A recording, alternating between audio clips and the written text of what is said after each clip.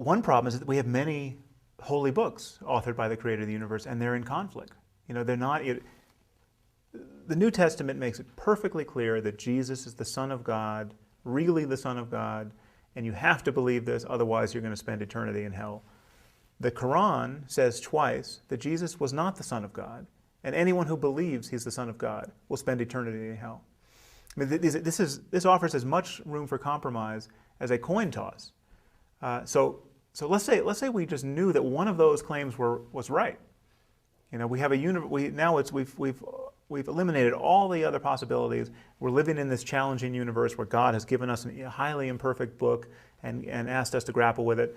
But now we have the biblical claim, the New Testament claim to the divinity of Jesus, and the necessity of believing in it, and the Quranic claim that belief in Jesus' divinity leads to damnation.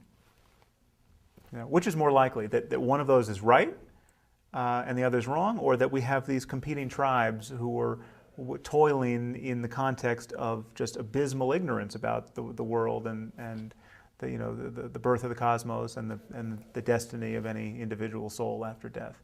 I would put my lot in with a wider view of the circumstance. But even if we granted your premise that no, there's a good reason to believe that one of these books is perfect, we're still with a coin toss situation. We don't know whether to be a Christian or a Muslim.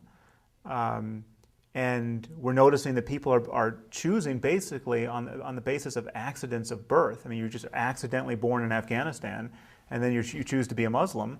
And likewise with Christianity elsewhere,